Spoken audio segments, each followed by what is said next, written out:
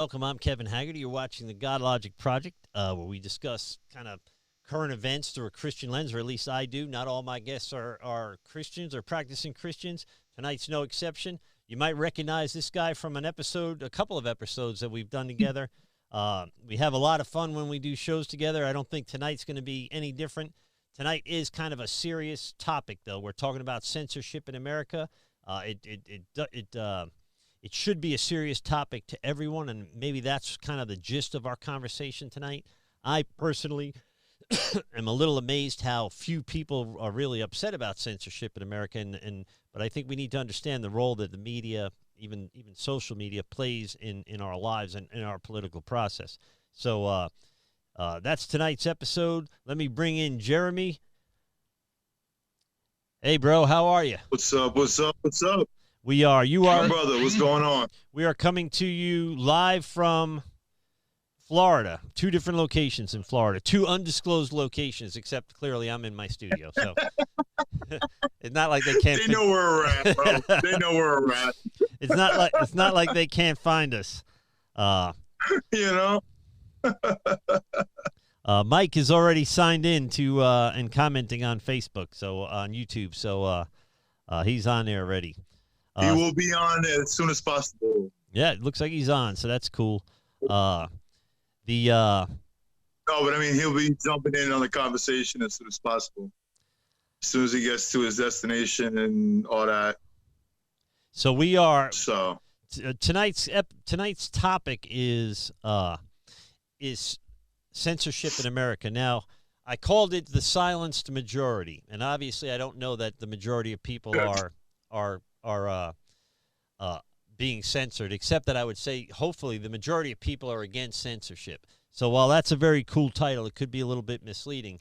We're talking, of course, about the big picture, Trump being banned from Twitter and Facebook, and then Amazon shutting down Parler, and we'll unpack all that. Should there be a conservative internet and a liberal internet?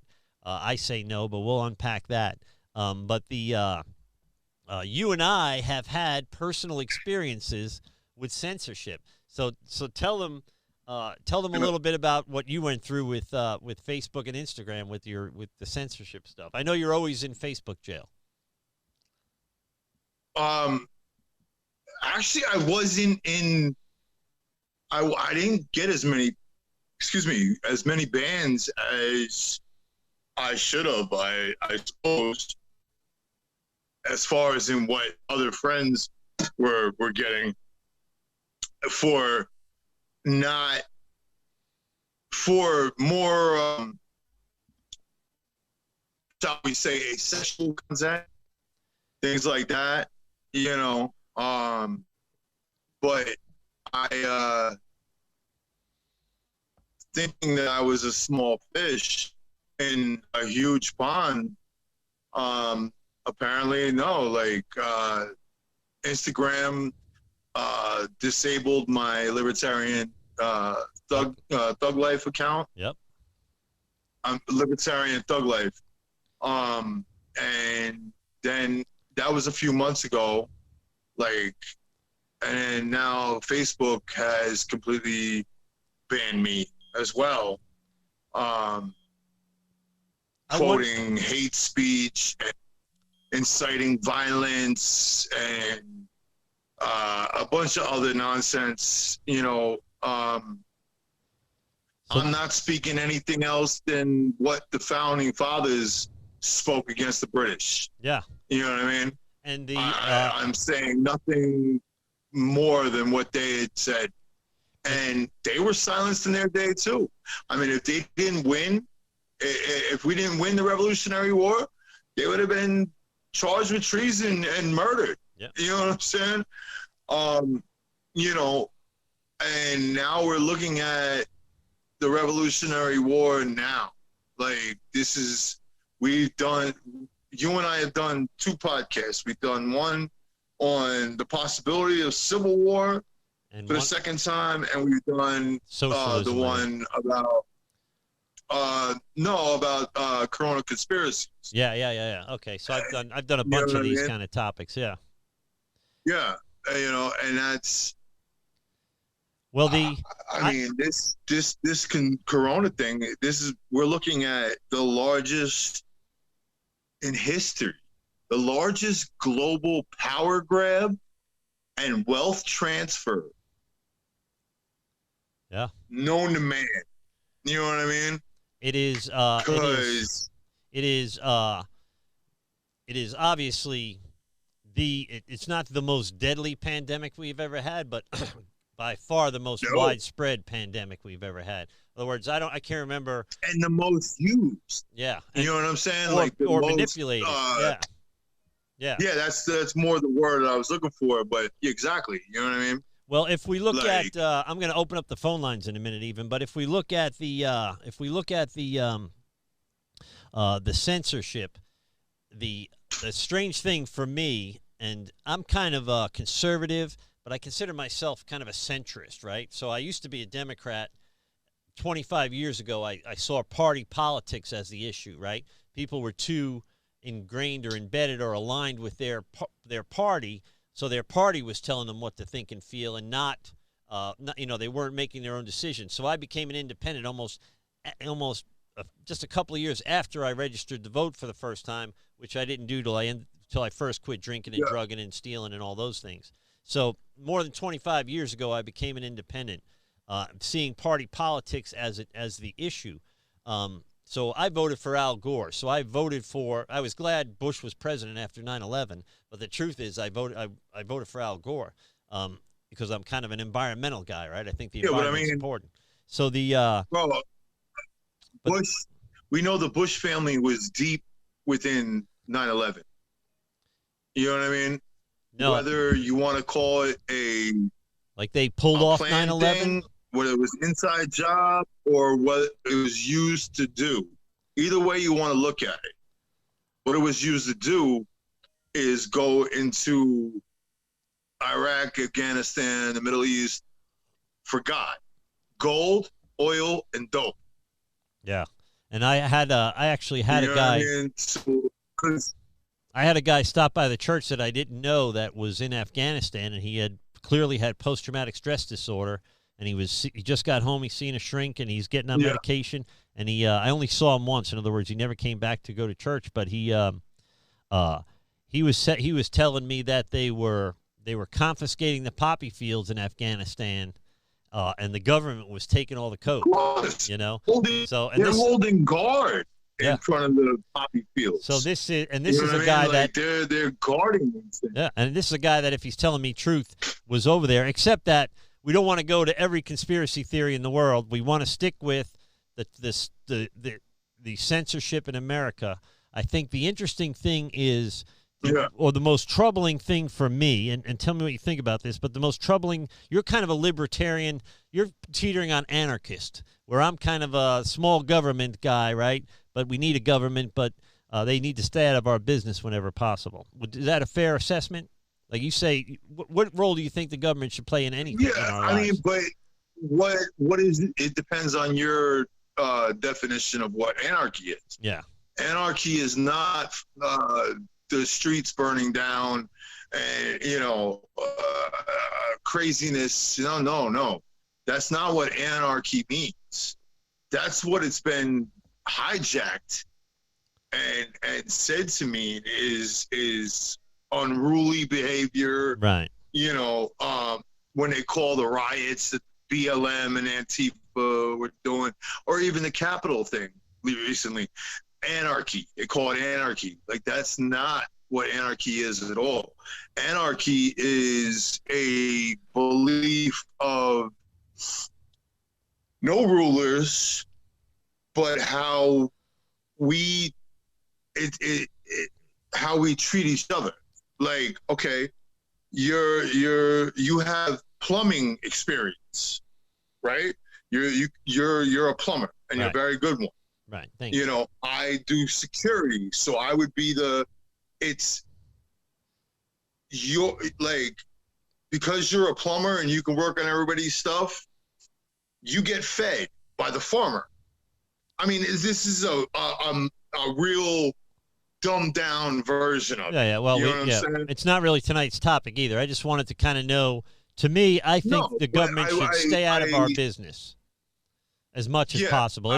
We do need roads and hospitals. I'm not saying that, but to me, all of your roads, the who federal the fuck builds government, the roads? the federal Think about government it. is the problem. What about the roads? Of course, yeah. Like, who builds the roads? The roads are built by Local governments. autonomous. No, they're paid by the government. Yeah, they're built by autonomous companies. Businesses, that are getting paid federal money to do such things. Or state money generally for roads, I think. State money, So whatever. But if you take that out of the equation and you have the people just paying, think about the millions and millions that would be saved and we pay them. Yeah, but what would we pay them for? I mean, when does it begin? When does it end? Road. Yeah, but where do they start the road? We pay them to do now. Where do we start the road? Where do we end it? We're paying in tax dollars the same money regardless. Whether the government is involved or if this autonomous company is involved. Well, somebody has to coordinate that. They don't have to make money on it. The government doesn't have to make money on it. So but they make money on it. And they spend the money on their special interest stuff, which is a whole different story. So that's why they make money off of it. Something that would cost $1,000, let's say, the minimal most nothing $1,000. For the $1,000, $750 is going into them, and 150 is going to whatever 200 is going. It's like the big charities that they collect $1 million and hand out 100,000. And that's the thing. They're doing charity, but they're making $900,000. They're making 90% of it. So So that's my problem with government. But I think the closer we can put the power of government to the people, the better off we're going to be. So I think the conversation moving forward will be about states' rights. For the first time in my life, I'm glad I live in Florida because our government, our leadership tends to agree with what I agree with. But but we're inches away. Think about the last governor election when they voted in de Blasio. Yeah. He only won by a slight margin against the black dude socialist dude. Oh, up in New York, he won by a small majority. Yeah. I forget his name. You know what I mean? We in Florida have gone conservative a few elections in a row, but it wasn't long ago. We're considered a purple state or a swing state still. But it just so happens right now we have a very conservative governor. Here in Pasco County, where I live, we have a conservative sheriff. So when the whole coronavirus thing was happening, and I run a church, so this hits home to me, the Sheriff Nacco gets out there and says, don't expect to see my deputies shutting down churches or arresting people at church. They're allowed to go to church, and I'm not going to stop them. That to me is like his ideology kind of lines up with mine. So not just that he's a Christian, but that he's not going to impede in the First Amendment rights of freedom of religion. So, but here we have also the First Amendment being infringed upon by very, very powerful companies that aren't the government, but the government is kind of dictating or benefiting from it. So the Republicans are outraged by censorship. The money in politics. Yeah, and they're outraged by it, but the left is strangely quiet about it. Yeah, because it's benefiting them. So now all of a sudden you have the switch up to conservatives talking about not my president, not the, blah, blah, blah. And then you have the lefts talking constitutional stuff. Yeah. All of a sudden. Now they care about the Constitution. Where, it's completely backed, it's a total switcheroo. Yeah. You know what I mean? Like I told you earlier, I posted that fake news. Well, tell that story again. Tell that story to the audience. It's from The Onion, which is a parody site. Nobody thinks it's like the Bumblebee one. Yeah.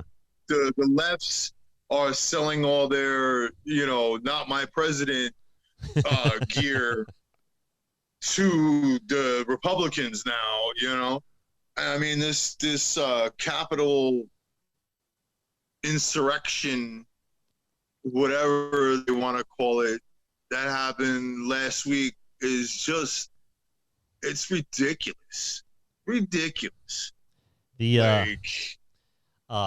So you and I talked about it, but this is also off kind of the censorship thing, but we want to stick to the topic of censorship. But the arguments that the left are making right now sound an awful lot like the arguments the right were making a month ago, and vice versa.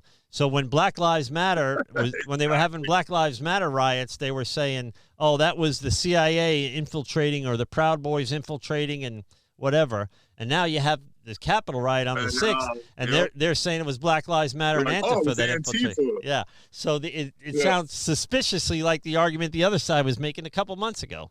So, and the sad part is, who do you believe? You can't turn on the news. And we talked a little bit about this, and we should talk about this. We're really beginning to see the importance of a free and fair press in the democratic process, in a constitutional republic, because our press is so polarized. But we lost that. Yeah, we lost that 30 years ago. Yeah, it's been gone for a while, but people are just now coming the last few years. I think since leading into the 2016 election, it really became obvious. So if you go all the way back to the debates between Obama and Clinton, I mean, they were asking Clinton these tough geographic questions and geopolitical questions, and they're practically asking Obama his favorite color, right? And I'm like, well, that's weird. They really are taking it easy on him and being hard on her. And then they did the same thing with It's the bias that's killing it. You know what I mean? Like, it's what keeps everybody fighting amongst each other. It's what keeps this, where we're headed, even just in these few days that Biden's been in office. Like, it's terrifying. The road we're looking at. You know what I mean?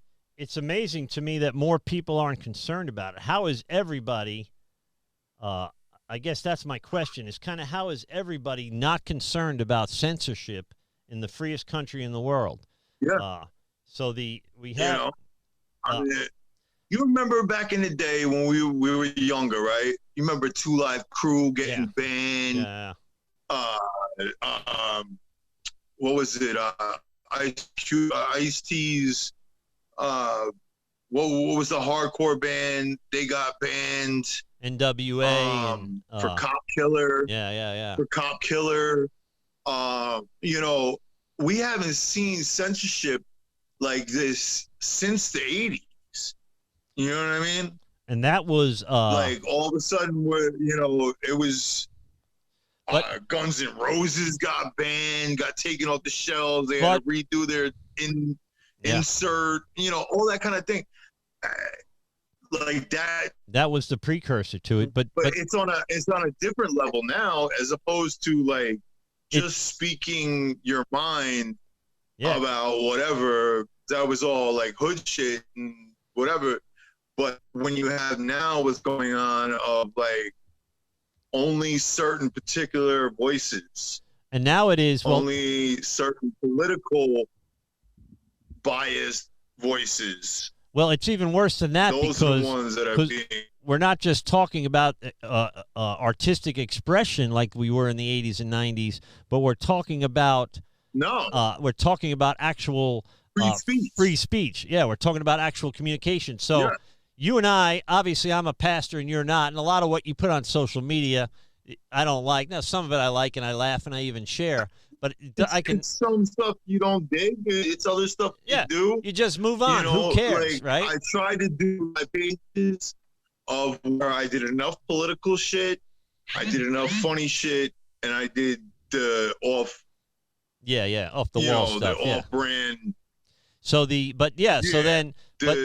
shock and awe. I look at my social media now, and it's a little better now. Thank God for the Bernie Mittens thing, because that kind of saved America. But I look at What are you talking about? Oh, you didn't. Oh, you've been off Facebook. There's a funny meme going around with Bernie at the inauguration, and he's sitting with a mask on and these like 1970s mittens on, and they cut it out and made hundreds of memes out of it. It's hysterical. It like brought the country together. It's hysterical.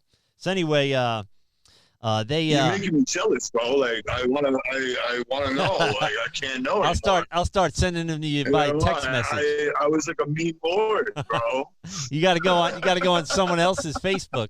So hey, cancel your cable service, your internet service, and get another one. Then you'll get a different what do you call it? You'll get URL. Yeah, it's called something else. I forget what. But anyway, so anyway, the Bernie thing saved us. But I look at the conversations on Facebook, on social media, which are just kind of people like you and me. I mean, I know some maybe rich people. I know some influential people. Most of the people on my Facebook are just like you and me. But they have an opinion and they give it. Here's the thing. The more in this environment, the more you give your opinion, the bigger the divide is. So we are in a situation where, are we doing any good by making fun of it or laughing? You and I will always tell jokes about things to kind of alleviate things. But are we? I thought about. In fact, I stopped doing in November. Is it helping or hurting? Yeah, is it making a difference? Because if it's not helping, then I got better things to do. So, but the more you post about this stuff in this environment, the broader the divide gets, because people can't calmly talk about these things without automatically playing a race card or a xenophobic or Islamophobic or homophobic. A lot of people have a hard time having the real conversations that need to be had. So that to me is part of the problem. And these people that I know and love and respect, I've known of some of these people for decades. They're perfectly fine with censorship, right? So when the Hunter Biden it's like, how can you possibly be, like you said, like how in God's name can you be okay with it? It can't be. Like, it's almost, to me as a pastor, it looks supernatural. How it can't be just because you adore or despise a certain political candidate. It has to be bigger than that. Like, it has to be spiritual, because these are not unkind people, So it's amazing to me. I took pride in the fact that I kept multiple voices on any of my feeds. Yeah. You know what I mean? Like I ran the gambit. Like I subscribed to a lot of things that I did not believe or did not like, but I wanted to hear it. Yeah, get the information. You know what I mean? So that moves us to the next subject, which is everybody talking about moving to Parler or moving to Rumble or whatever it is. But I heard Parler, as soon as it started, got shut down. Yeah, became an automatic conservative voice. If you said anything but a total right-wing voice, you were banned from there too. I don't think so. They got banned by let me see if they're back up. I'm going to look on my phone. I had them for the podcast, but I never really used it. I don't use like Twitter and stuff like that. It just not for me. But I've heard bad things, and I'm like, well, their thing was they wouldn't censor anybody, and so Apple said you have to govern your posts more, or we're not going to have you in our app store. So they dropped them from the app store. Yeah, but it was Amazon was hosting them. All right wing. Yeah, I'm sure it was all right wing. And like, even if you came in with a libertarian view, from what I understand, even if you came in with a libertarian view, which could coincide with the left view, with a lot of conservative views, you know what I mean, or a left view, that for that you matter, were bullied and eventually thrown off. I hadn't heard that, but they're off the air altogether. You can't even sign on to them now because they were being hosted by Amazon, and Amazon dropped them. So, the crazy thing is, two things is people are okay with it, but B, should we be divided? We're already polarized. How could being more polarized be the solution? In other words, if I stay in my intellectual bubbles, if I only ever talk to other Christians that share the doctrines that I share, right? Then what good is it? So if people are telling me get off Twitter, get off, and move over to Rumble or Parler or whatever. And to me, it doesn't make sense. Why would I do that? Why would I not want to hear both sides? Only hear one side of the story. Doesn't that just make things worse? You know, then of course it does. You're because censoring yourself. It's more separation, more segregation, more like team side. Like, I don't believe what you believe, so I don't even want to hear your mouth. And I'm going to say what I want to say to the people that are going to hear it. And that's no line of communication. That's no way to solve anything. Yeah, that's no way to that's dangerous. You know what I mean? We need dialect.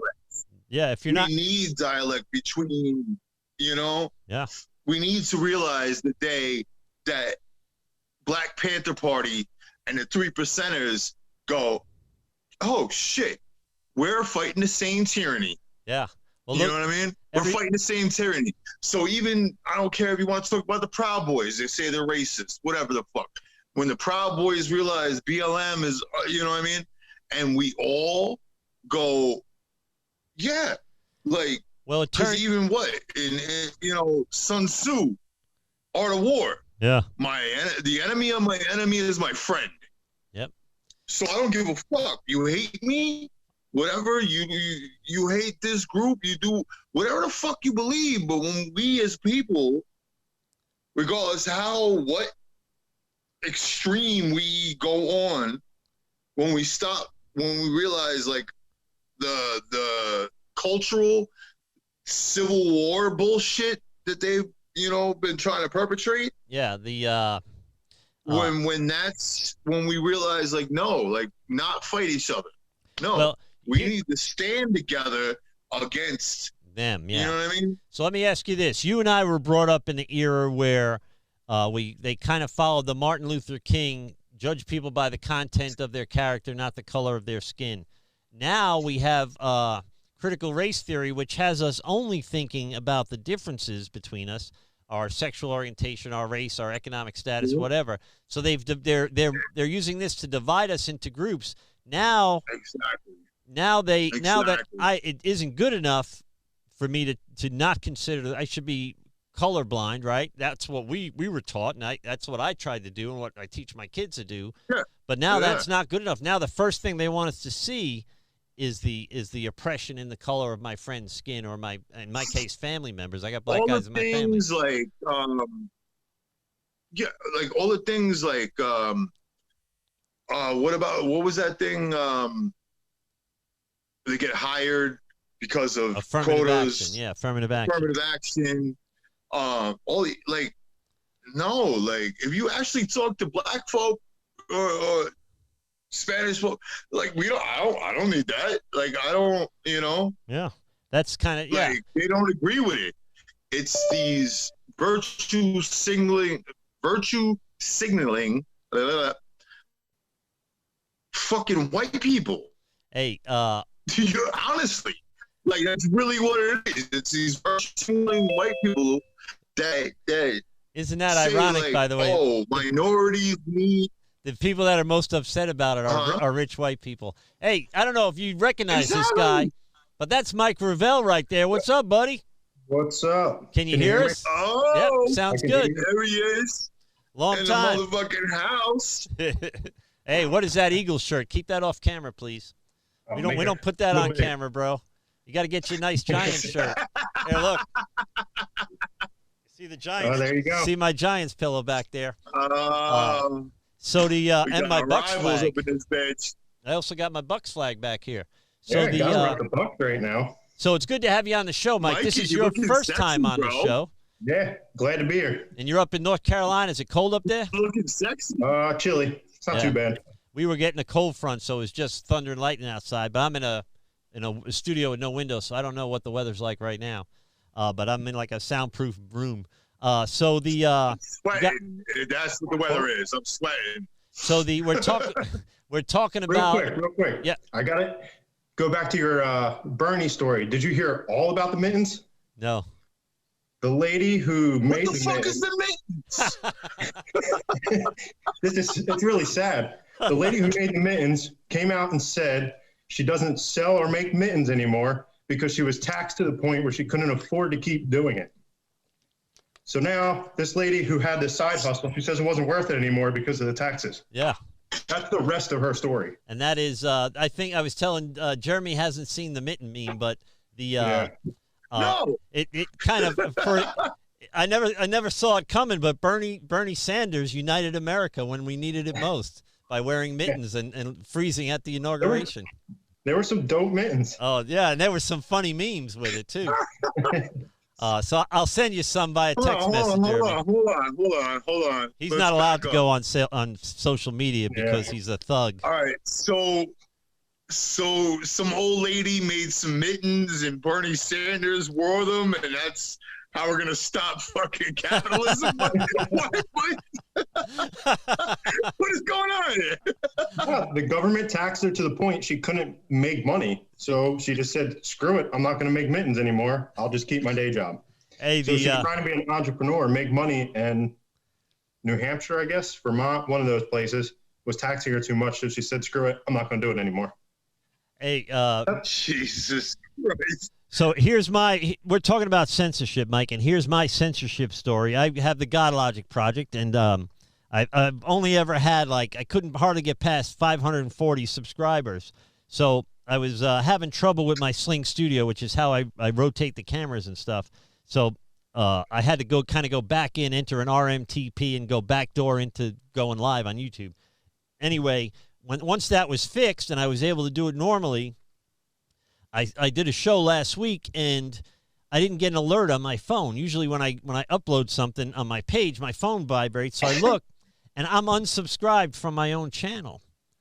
So and obviously I didn't do it. So they put me, I put it on Facebook, and tons of people on my Facebook were like, hey, I'm not subscribed either.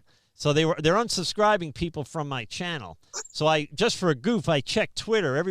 All the big shots are complaining about Twitter. So I checked Twitter, and I'm down to 600 people on Twitter from 1,189 or something a couple months ago or a month ago. So they are not just going after the president, but they're going after schmucks like me and Jeremy. Well, no, and your YouTube says God in it. So yeah, and that's enough to push aside. Yeah, I got to get God or logic. I can't have both of those in the same word. Yeah, exactly.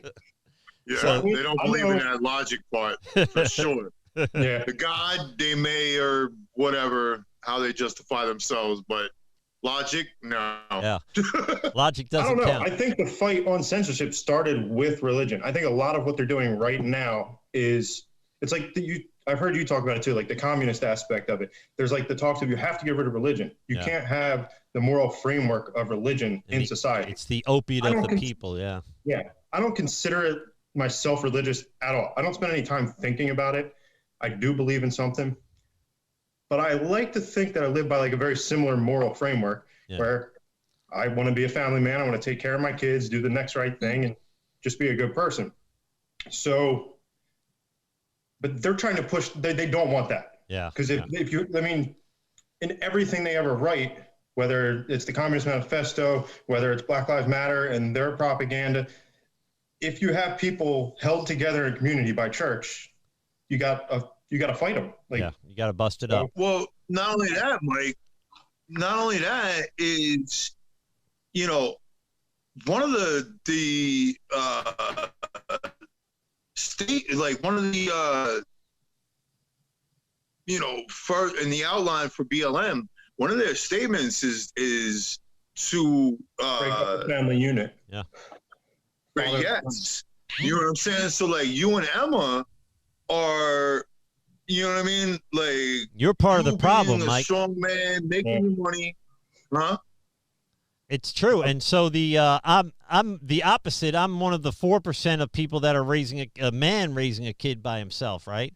So no, but they want to destroy the patriarchy, and you know what I mean, feed into that same welfare state of the woman collecting benefits off of how many kids she had. That's what they're perpetuating. They want you. They want as many people as possible relying on the state, right? If you're relying on the state, exactly. if they're your housing, your health care, your food, if they provide everything for you, you could only ever acquiesce to them. You could never rise up against them, right? You know what I mean? And that's the thing is with the BLM statements of, it's their mission statements. Yeah. Like, to continue the destruction of the patriarchy. And I'm sorry, like we delved into this slightly in the podcast, the quarantine one, about how, there's supposed to be two roles in the household. Like that's what it's supposed to be. And when you look at success, like especially inner city success stories, they all start off with a father and a mother. Yeah, or a strong male role model or something like that. Yeah, what do they say? Ben Shapiro always says it. Uncle, if need be. Yeah.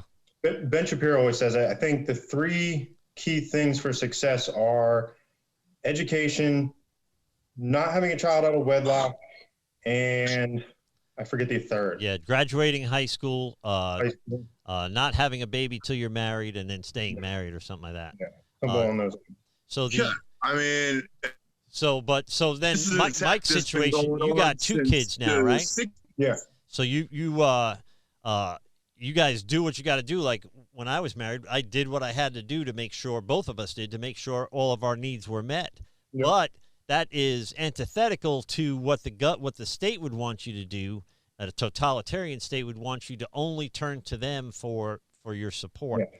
And I'm on disability, by the way, now, so I actually do rely on the state. I'm on full disability now, so I don't go out and plumb or anything like that anymore, and I can only rly on the state. Now I stay busy. I've been on unemployment since last year. All the events are shut off. You know what I'm saying? Dealing with that, huh? Why do you think, Mike? Why do you think that so many people are okay with the censorship? In other words, it strikes me that should be problematic for everybody. You know what I'm saying? Because up until now, it wasn't happening to them.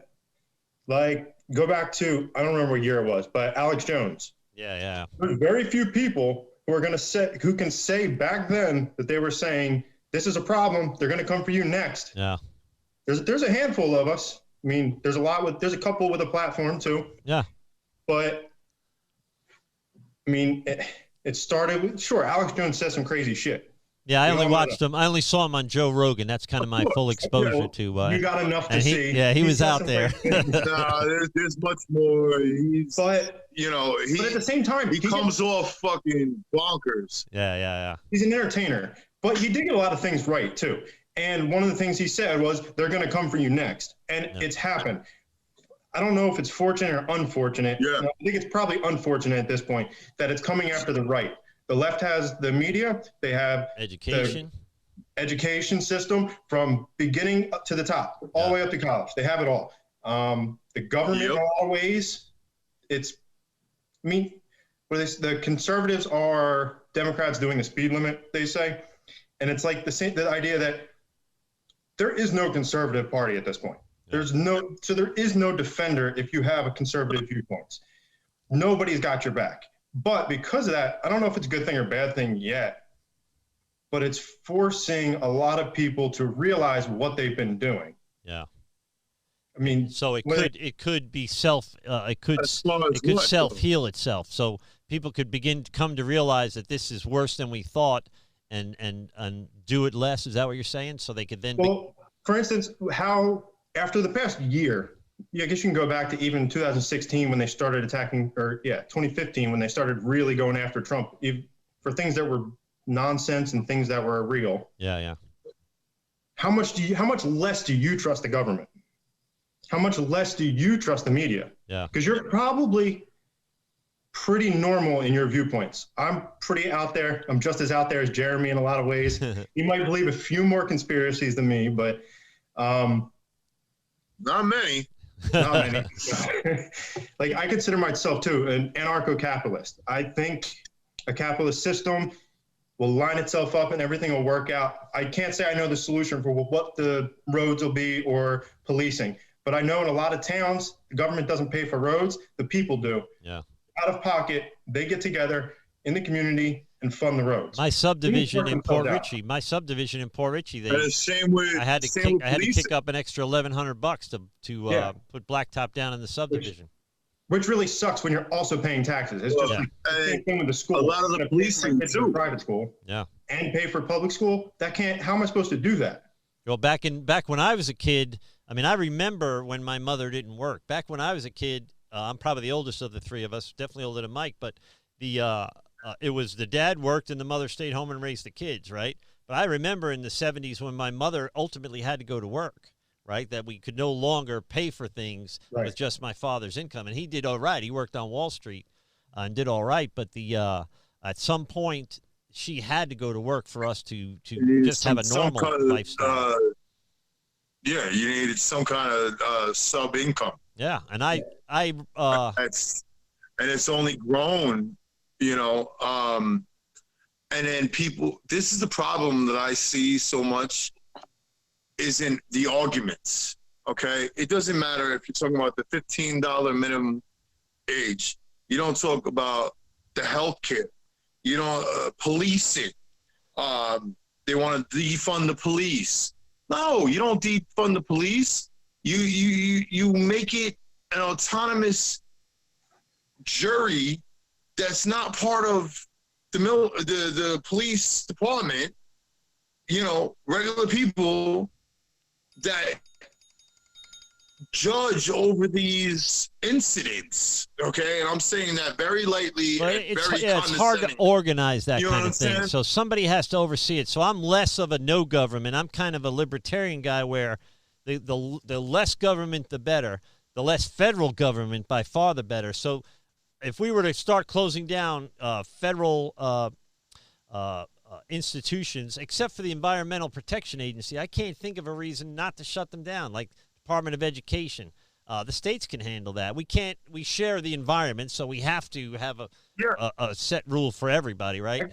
But the as far as education goes, all these ABC agencies and boards and bullshit, like, it's just way to spend the money that they already have. Yeah.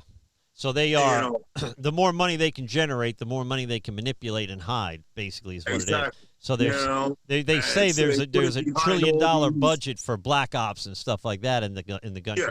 And by the way, until 2012, I would have never believed that stuff. But I used to listen to Glenn Beck. I tell this story a lot. I listened to Glenn Beck in the plumbing truck for years because it was fun. You know, it was nothing on radio but music or these guys talking conservative stuff. So it was fun. It was Glenn Beck and Rush Limbaugh in the middle of the day. Anyway, and I used to think this guy was like a lunatic conspiracy theorist. And then the IRS is coming after conservative groups, and the NSA is collecting our emails, and Benghazi all happened within a few months of each other, in a year of each other.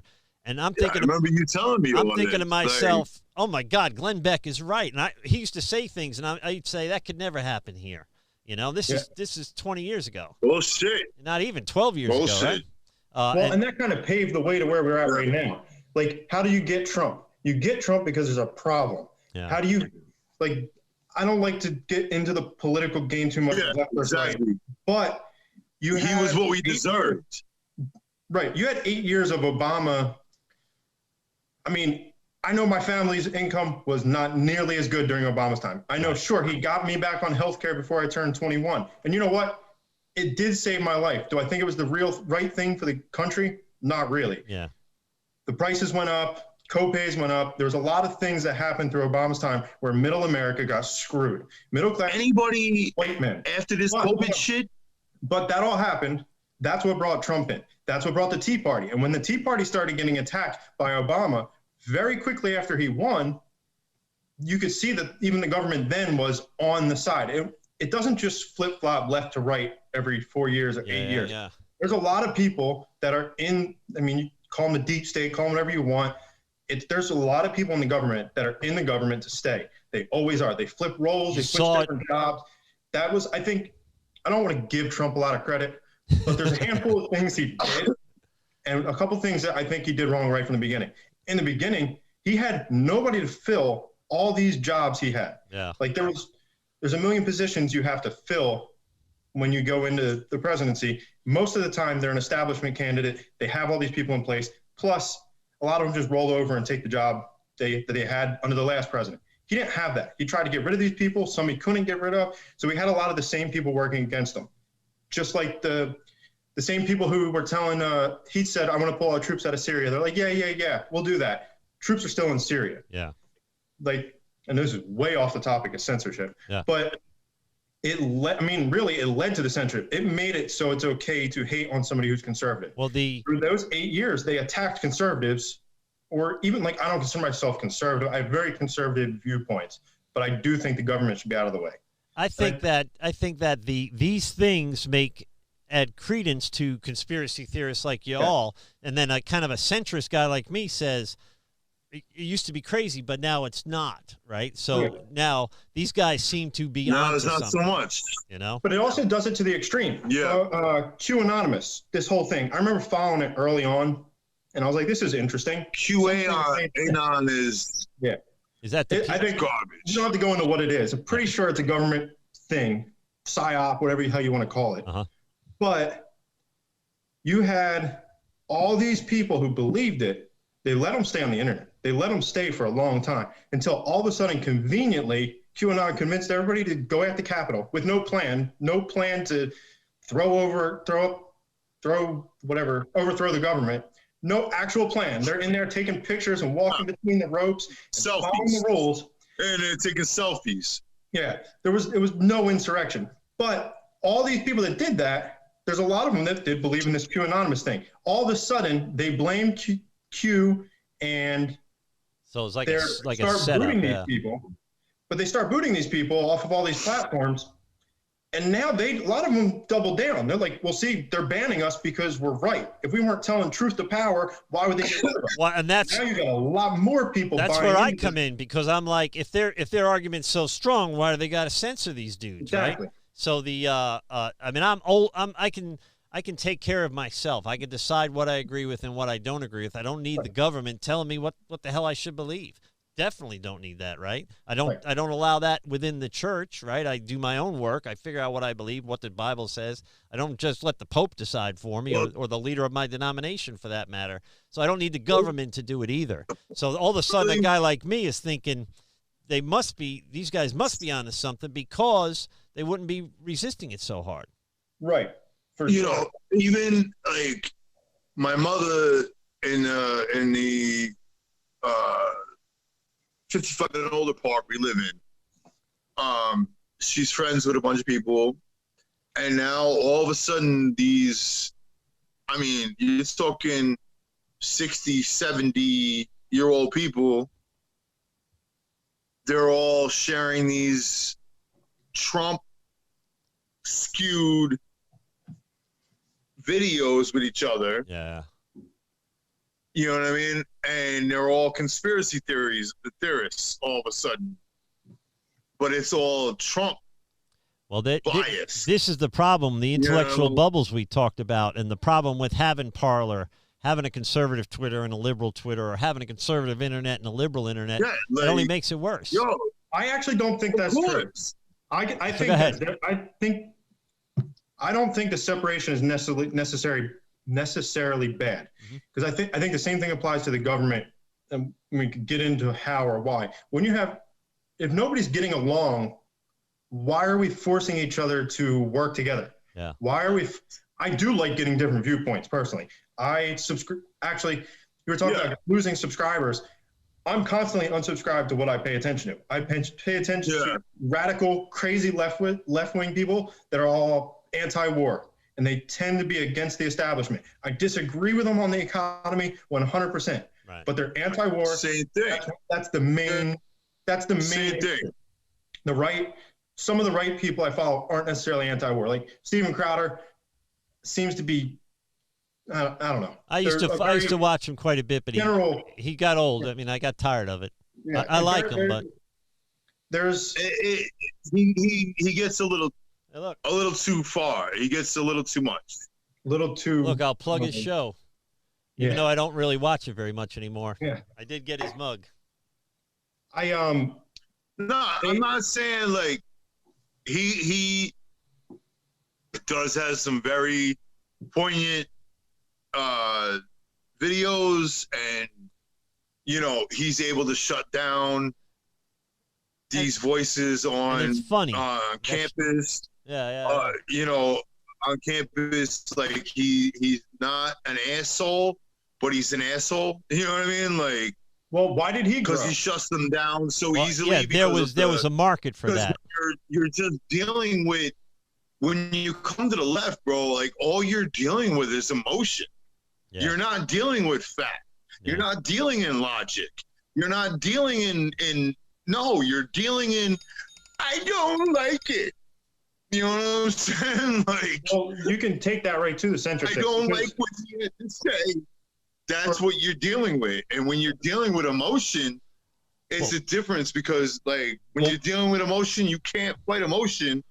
But what I've always said, as far as a revolutionary thought towards, you know, what needs to happen, is also like, I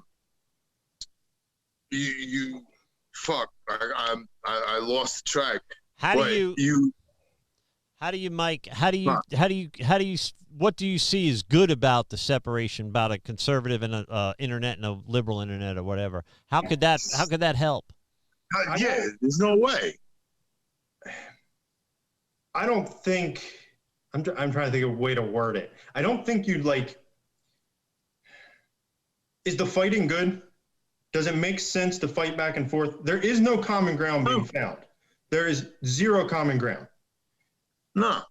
I mean, I guess there always will be some place for it to clash. And for the people that want all the different sides, will be able to have that.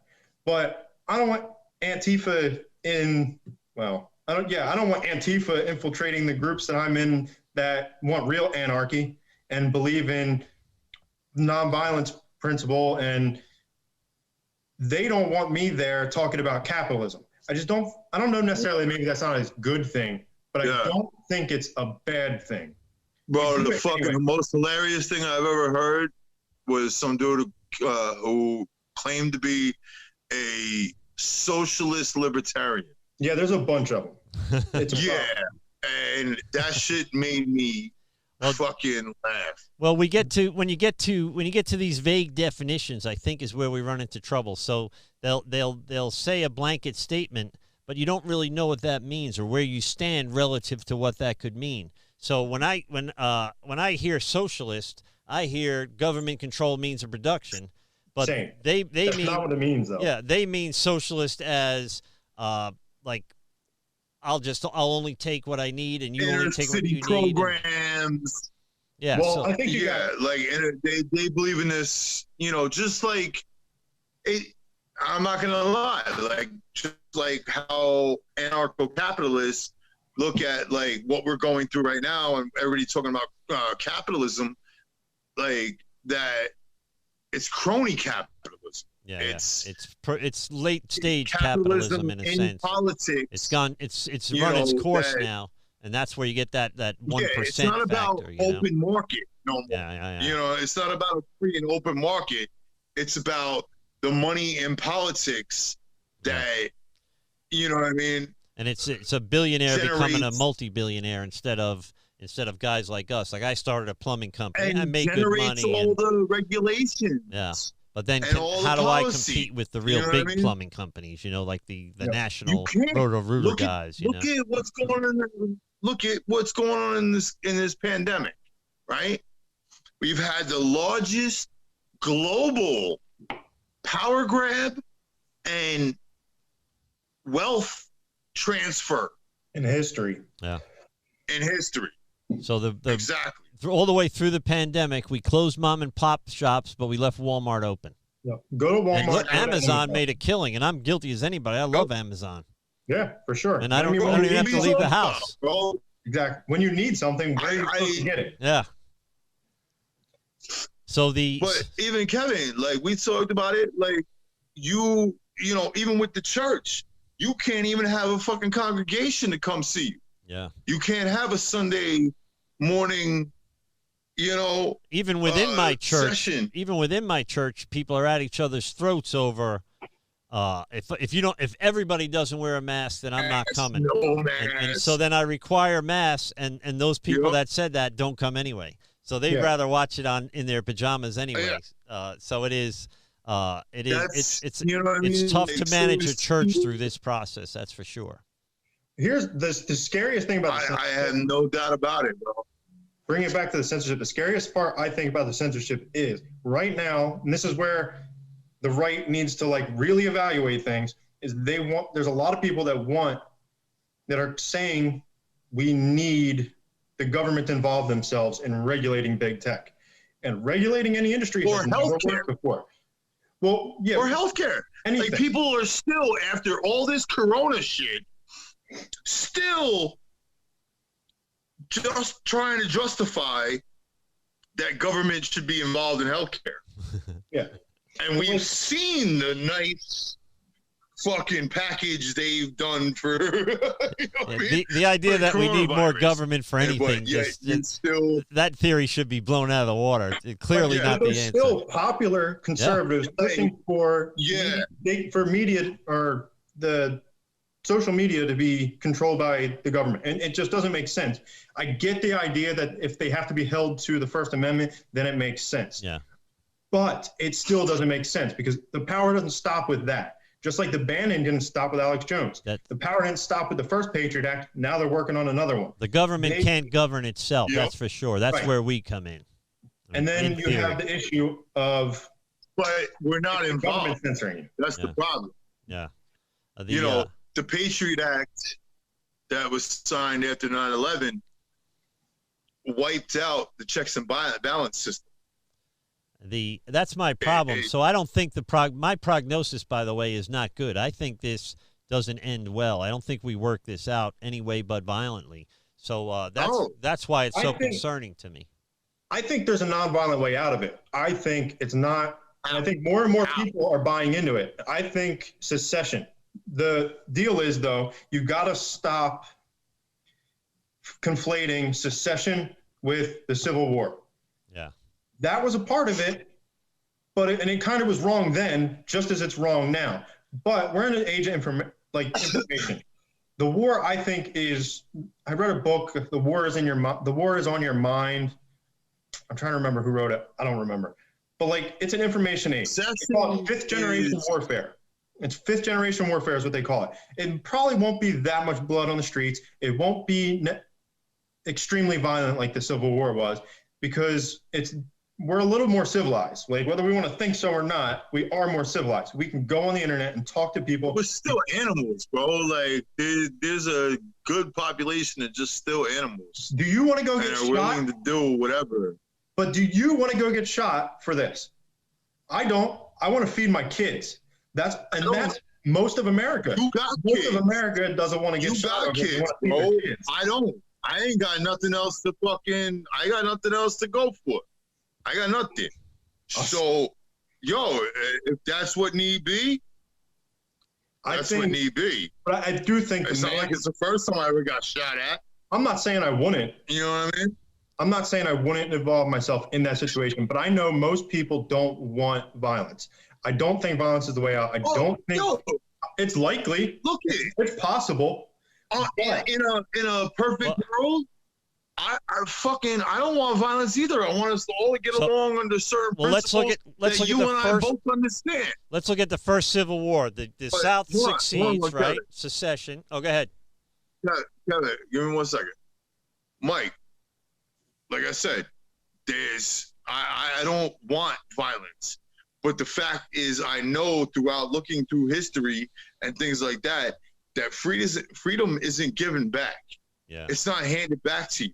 Once it's taken, it comes. The only way you get it back is by the end of a rifle. Yeah. Okay. So what do you think happens if?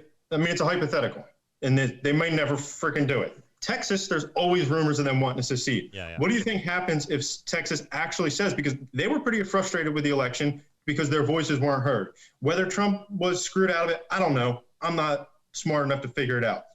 It's above my pay grade. But it was never heard. It was never heard in the courts. Right. There was bullshit cases heard in the courts. Nothing with evidence. Evidence was never presented to a court. So the people's voice was never heard. People really believe the justice system is a joke. So Texas, as a whole, like the Texas government believes, to some Lone Star State, they were screwed. They believe they could succeed. I know. If they did, do you think the rest of the country is going to be okay with our government attacking, like going there and shooting people and fighting? Do you think I don't? Well, if we look at the way the first Civil War started, the southern states seceded, and they said, "Get your federal troops out of our country," right? So you had brother against brother in that war. And then they bombed Fort Sumter because they were, to them, an invading army or an occupying army in southern territory. So if Texas and Florida and the conservative states secede and they say, "Get your federal buildings closed and get your federal people out of here, or we're going to arrest them all," how would the federal government not come down on that? I think maybe it's possible they would, and it maybe even is likely that they would. But how would the rest of the country look at that? A lot of the country hates Southerners. They hate Texas. They don't think that they are of the same type of person. They think most of them are Nazis. They've been saying it for 5 years. Yeah. I know they're not the government. Those people are not the government. Where is all of California and fucking New York moving to? Yeah, Florida and Texas. But this and Florida. I think they call it fifth generation warfare, and it's all about information at this point. Information spreads so fast. Now, with censorship being as prominent as it is and continuing to happen at the rate it is, maybe that story would never be told and nobody would hear it. I mean, we're told different stories when we go invade Syria. Like, we go bomb Syria because we're told that he was gassing his own people. Doesn't make sense. Don't know how it could have happened. But that's the story we get told, so everybody's like, yeah, do it. He's killing his own people. So there is a chance that if they go to Texas, a fake story, fake news is told to everybody. Yeah. That's a possibility. But I think there's enough people out there who, I mean, we can't be the only 3 people that believe in free speech. There's 3 of us right now. I can name a bunch that do care about it. Yeah. The problem most of my friends, I would say, I have a lot of left friends, but I have a lot of right friends too. And if I press the left friends, I think they recognize the importance of free speech. Right. You have to recognize it when it comes to other people too. The friends that I've had with the left is they're getting a kick out of. They don't even recognize the individuals. But all they see is the fact that Trump ideology, was. Yeah. Well, that's because they spent the last 5 years. You know what I mean? They don't look at, they're not looking at this in the same eye of like, I was banned from all of, Instagram, Facebook. I've been banned from both. You know what I mean? They're not looking at that in that same light.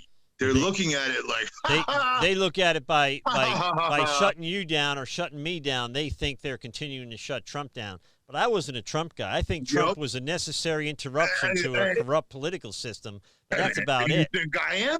And I think I'll go so far as to say Trump did a pretty good job. I mean, in some ways, didn't like him personally, but I think he did a pretty good job. I would much rather have another 4 years of Trump than what we're looking at coming now. How about this, no Jeremy? doubt about it. How about this, Jeremy? I've heard this has been a little argument between a bunch of ANCAPs. Was Trump the best president we've had in our lifetime? No. How so? Well, maybe yours. I would say yes. Yeah. Who is better? Yours. I think the argument, it's tough to get somebody who believes in anarchy to say that, to say yes. I think it's not, I don't think it's that debatable. In the past 20 years or so, like within a couple generations, yeah, like we've been run by war hawks and true Yeah, the first guy that didn't start a war in 4 years. I mean, he upped. I think I don't remember the numbers exactly. He upped drone bombs at some point. I don't think it was like a crazy amount. I could be wrong, but for the most part, he tried a little bit to get people out. And I think I would have. Maybe I was naive, but I had held hope that there was a few things he could have done to say F you to the establishment if he was truly anti-establishment. Yeah. One, do something about censorship. I don't think repealing 230 would do it, but I think him talking about the media in the way he did and attempting to do something with Section 230 reform was at least progress, because now people know about it. Also, he could have people. He also could have really pulled troops out. We're in a bunch of wars that were not started constitutionally by Congress to begin with. They could be pulled out just as quickly and just as easily. That, I would have voted Trump every time. And I would have been through the roof if he just did those things. And we've got very few soldiers out there right now. We're down to like 2,000 or 3,000, right, in Iraq and Afghanistan. Is that true? I want to say I heard 3,000 somewhere and then 1,500 somewhere else. Well, I think right now it just got up. That's quite a reduction. Yeah, it is. You know what I heard recently? Mike Pompeo did a press conference or a speech, and ISIS is now embedded in Iran. That could turn out to be a big problem. And one is Sunni and one is Shia. So the idea of them working together should rattle us into in terms of national security. We should probably stop giving them money and weapons. That would help. That turn around and use them on us. Yeah. Yeah. I mean, that's been the story. Stop fucking arming them and training them. And then, so this week we're arming and training this crew, and then next week we're fighting against their enemy, training them and arming them, and we're arming the whole entire Middle Eastern, and every other week we're on somebody else's side. Yeah. I just got an update. Depending on what. I just got an update from my brother who's in the Army. He says there's about 6,000 troops in the Middle East. Okay, so Mike's brother's watching. Thanks for watching, Mike's brother, and subscribe. And if you're normally subscribed, by the way, check and make sure that you're still subscribed, because I lost a ton of subscribers, including myself. For the content of this show every week, or every time we I'm telling you, it's the title. It's the title. I'll bet you. Well, screw them. I'm keeping the title. That's what you got to do. I'll start my own civil war, Mike. What do I got to live for? If you were me, how long would you want to live, bro? Let's do this. Well, part of me, to be honest, thinks that there's been times where I thought to myself in the last year, screw it, just have a war. Let's figure this out. We're not going to figure it out diplomatically. Now, the truth is I don't want a war, right? But at the end of the day, what's interesting? What keeps the IDF kind of under control? Nobody wants is violence, Hamas, bro. and what keeps Hamas kind of under control is the IDF. The fact that they're at each other's throats constantly is almost like a solution. Just like the Cold War that I lived through and Jeremy lived through. It was mutually assured destruction. Every day we were like, well, let's go get high because, Khrushchev could bomb us today, or Brezhnev, or whoever it was. So we literally lived under that kind of specter until, 91 or whenever the wall came down, 89 or 91. But to me, that almost brings peace, There is, some. But nobody wants violence. You know what I'm saying? Well, nobody here, but I think people want violence. I'm not saying that there's not a percentage of the population that, of course there is. There's always the sick bastards. I only wish I owned guns and ammo. I feel so bad right now that I sold all my guns and ammo years ago. I sold mine. Yeah, lost on a boat, right? Yeah. I wasn't on that. I took that trip with you. I sold them to you. They all went to fucking harbor. Like, that shit sucked. If they ask, I'm going to say I sold them to Jeremy Decker. No, what I'm saying, though, it's like, huh? If the government comes and asks, I'm going to say I sold all my guns to Jeremy Decker. Yeah, we sold them to you. Yeah. Welcome. Fuck 'em. Yeah. And I was like, yo, I was on a plane. I was on a fucking boat. And they all went in the harbor. It was a very sad day. Yeah, it was tragic. You know, but no, all I'm saying is nobody wants, like, when people say to me like that, the shit that I say is, I want war, or I want trouble, or I want, no, I just realize that there's certain things that don't come through political maybe evaluation or a talk, or there's certain things that have to be fought out. Somebody said that war is just the extension of politics by other means, and it's kind of true, exactly. Right? So by all means necessary. So war has by all means necessary. It's what war is. War has established every government and every national border throughout the history of mankind. The only one I could think of that wasn't was Israel, and look at the trouble that caused when the government created a country, right? When the UN decided we're going to create Israel, look what happened. But every other country was decided. Yeah. Every border was decided by war. Which is real fucked up. Let's talk about that real quick. And we're going to wrap it up soon because we're losing viewers and we're over an hour. But go ahead. Palestine and Israel. Like, okay, so the World War II survivors went to Israel and claimed that land as their own and kicked out the Palestinians,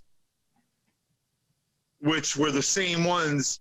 Like, it was the same fucking idea of how the Jews got kicked out of their place. Yeah. Like, oh, this isn't your house anymore. Yeah. Be gone. Well, should some things be decided by war? Seems like nations should be, the idea that the Indians were sitting around trading beaver pelts and smoking peace pipes, they were fighting each other long before we got here. So the Cherokee Nation and Iroquois Nation, but not to that degree. They were all established by push and shove till they finally created some kind of equilibrium in a sense. Because I can't think of a nation that wasn't major. They had a major opposition facing them, so tribes united. Yeah, but before we got here, they weren't introduced to war when we got here. They knew how to war already. Fuck no. We knew how to war better, but there was war tribes that took over all the shit, but it wasn't to the degree that we did. Well, we're off the topic, but let me I can't think of how a nation has been established any other way without violence. And so this stuff bothers me. That I don't want violence, right? I'd like to go back to normal, kind of semi-normal America. I didn't think it was that bad. Ain't never gonna happen. Never gonna happen. So if we're gonna let's go back to censorship and give kind of your final synopsis on what the state of censorship, and we'll wrap it up here in the next 10 minutes or whatever. But everybody take a few minutes to kind of say where we're at and what do you think is the solution or what? The censorship we're at, like, there is no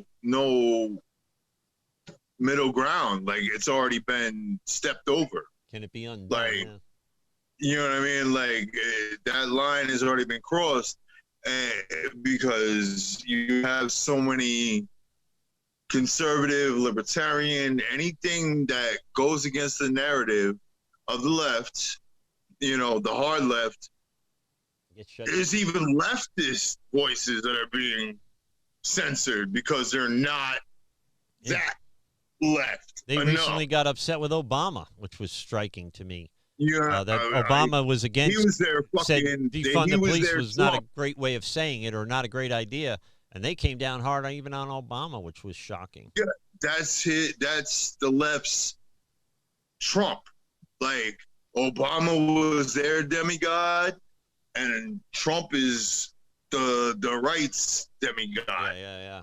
And it is. There's not going to be any understanding until you can have an open, honest conversation. Nobody getting mad. Nobody talking shit. Yeah. So that's the problem. Like, everybody just. How do we get that without war? You know, that's. I mean, historically, it just doesn't happen. Yeah. Go ahead, Mike. I mean, it's verbal. It's war. the history of our country. Having two different sides is how we. I mean, from the Articles of Confederation, the Constitution, all of that, there was two completely different sides fighting at that point. They only agreed basically to leave at one point on a lot of things. They didn't agree from the beginning. Yeah. Anytime that both sides agree on something, it's always bad. That's how we got the Patriot Act. Yeah. That's how we end up in war. When everybody agrees, it's not a good thing. But I think right now with censorship, you have a lot of people that find that they consider themselves in the middle, find themselves in the middle. A lot of people that consider themselves Democrats or an old school, what do you call it? Classic. Yeah, it's kind of me, I would think, or a little bit more conservative like than classical Democrat, or I forget the term they use. Yeah, classical but Democrat. A lot of people in that group and over are finding themselves either being censored or knowing people censored or just seeing it. And I think a lot of people are, no better term, but red pilling. A lot of people are realizing this. Yeah. So I think the more that happens, the better it'll be. I think people's voices, they have to just keep talking. They have to keep saying this is a problem and find other ways. I think the technology is the answer and the way through this. There's options like through blockchain where nobody is hosting content. So Amazon can't shut you down. We're all hosting the content or whatever, AWS, whatever the actual. I do my cryptocurrency through investing through all blockchain. that. There's a lot of technology out there. There's a couple now that do seem pretty promising. They haven't caught fire yet. They haven't gotten very popular, but it's just a matter of time. There's got to be an alternative at some point so that everyone does have a voice. Yeah. And I mean, there's going to be violence, whether it's from censorship, whether it's just from disagreements. We've had it for the past 5 years. You have the what do you call them? The Trump Blue Lives Matter. Trump, they just got banned in Canada as a terrorist organization. What do they call them? Boogaloo Boys? Not Proud Boys. Proud Boys. Yeah. You have Proud Boys and Antifa. They've been in the streets fighting for years. Now, in the Civil War, there was lots of fights and skirmishes leading up to it. If you look in 5-10 years, if they're writing about the Civil War that we're in one right. If we get to that point, we're in the war now. This will be written as part of it. Yeah. And I think censorship is a part of that. But technology could be the answer and probably will be, just like it always has been. There'll be other avenues to communicate. We're communicating right now. Jeremy's banned off of most things. You're going to get me banned. Yeah. But the strange thing is, me too. The strange thing is, me and Jeremy are kind of Generation Xers, but it seems like the baby boomers created this political cyborg, this power cyborg. Our generation just sat around and didn't even notice or didn't even care. And then now your generation is going to have to be on the forefront of solving these problems. And technology, like you just alluded to, could be the answer. That's pretty cool. I mean, some of our generation's on the forefront of solving it. Some of it's causing it. Yeah. Some of them want some free Jordans. So there are people that deal with censorship and that aren't liked by the left, and out of spite could easily make a platform to change the game. Like, I've heard the idea of Elon Musk thrown out. He's got the money. He's got the connections. There'll be somebody like that who comes along. Trump might even start a TV station, but who would pick it up, right? What cable company would carry it? Right. And even there, you're going to have the same thing of it's one point of view. Just Fox is one point of view. It's hardly conservative. Yeah. You got CNN, MSNBC. You got all those. They're all just saying what their truth or whatever you want to call it. But that's why I think what do you call it? What's the opposite of decentralized? Yeah, decentralized. I think that's the only way social media and things like that can be successful. That's the blockchain, yeah. Right. I mean, I think the same thing applies to the government or anything. Decentralizing is how it works, where you don't have one person or a group of people making rules for the rest. So it just makes sense that that would be the solution, and that's where we're heading. Well, this was an interesting conversation. I'm glad you joined us, Mike, because we haven't seen each other in years, by the way. Yeah, it's been a while. Last time I saw you, I think you had dreads. Did yeah, you not? Probably. So it's good to see you again. I'm gonna put myself on camera for a second, guys. I want to thank you guys for watching the God Logic Project and for participating. If you'd like to be on the show, or if there's anything I can do for you guys, the real point of the God Logic Project is to do some good or make a difference. Message me at godlogicproject@gmail.com. If you're struggling with chemical addiction of any kind, if I don't have the resources, I'll find somebody that does. This is kind of what I do when I'm not doing this. If you just need prayer, message me at godlogicproject@gmail.com. Really, if I can't help, there's no sense in doing this. Thank you, by the way, for supporting the God Logic Project. If you're shopping at Amazon anyway, go to godlogicproject.com, click on the Amazon logo, and shop as normal, but they're throwing a couple bucks to the God Logic Project, pay for this studio, and it's been a help, and it really has, guys. Thank you. If there's anything we can do to help you guys along in any way, certainly message me. If you'd like to be a guest, or if you like a topic that you'd like us to discuss, feel free to message me, godlogicproject@gmail.com.